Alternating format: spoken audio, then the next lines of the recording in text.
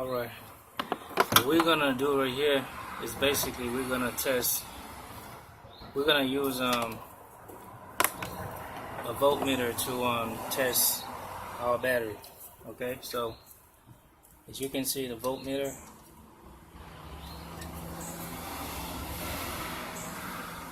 alright, so we're gonna put it on 20. It's 20 volt. We set it up on 20, and then we can see the number, which is 000 on our voltmeter. So now our vehicle is basically not running, which means the vehicle is not running. So we're expecting somewhere around, with a good battery, 12 volt point something. Okay. You still can have 11 point something. I don't know exactly what's the number, but between 11 point something, 11 and high, okay, which is point 50 something, if I'm not mistaken, or 60 or 70 something. That still can you're still gonna be able to crank your vehicle if everything in the vehicle is working correct, if everything is working good. But normally with a good battery, a really good battery, 12 point something should you should see. So we're gonna plug red terminal from the meter itself, okay, and then black terminal to the negative battery. Okay, so we're going black and then we're going red. So what we're reading is basically 13.15 or 13.11. The reason why you're reading that is because the vehicle was running and I just turned the vehicle off. So I just turned the engine off, and as you can see, this number right there on your, basically if you look at it on your right hand side, is going down, because as the vehicle is cooling off, the battery is getting stabilized as far as it's going. It's not anything wrong with the battery, but it's going to the normal point where 12 point something. Okay, so again, if you would let your vehicle sit down for a few hours, a couple hours, a few hours, or a day or two or something like that, and you go and test your battery, you will get a whole different reading than what you're getting right now. But if you had just driven your vehicle, and this is normally what you're gonna get. And if I start the vehicle, as far as have the vehicle running, you will get a different reading. So let me go ahead and give you an example.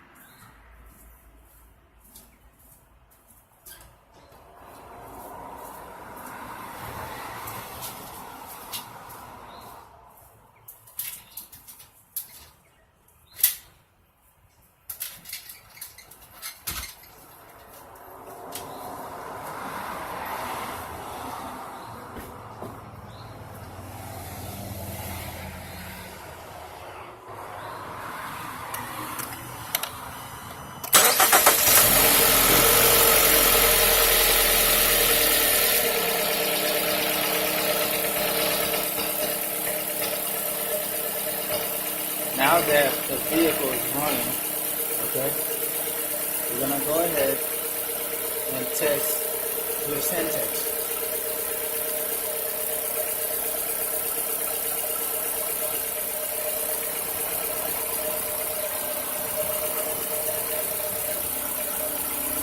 We're gonna go ahead, negative to negative, which is black to black, and then red to red. And our reading is 14 point almost 15. Okay? It may get to 15 as you're driving, let's say you're driving, you're going down the road or whatever you're going. It may get to 15. That doesn't mean you're overcharged, because the system, the way the system was created is to prevent your battery from getting overcharged. Anytime you get to a certain point, I think 14 point something or 15 point something, somewhere around there, but it's not supposed to get to 16 if I'm not mistaken. Okay? I can't get over 16, so therefore your battery is basically overcharged. And I believe, if I'm not mistaken, please correct me, I think it's not supposed to get to 15, somewhere around there, but I'm definitely sure that it's not supposed to get to 16. So now we look at it at 14, almost 16, sometimes it gets to 14 high, and sometimes you see 1480, almost 1490.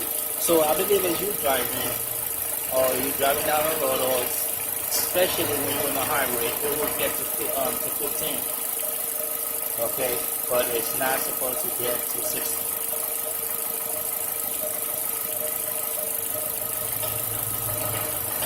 So basically, I'm gonna go ahead and turn the vehicle off.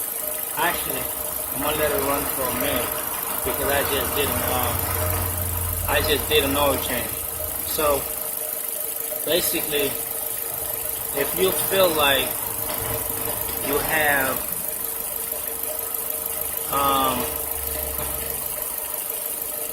your battery, there's something wrong with it, the first thing you do, test your battery.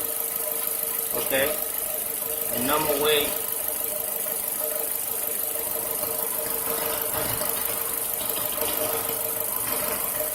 that's the first thing you do. You go ahead, you test your battery.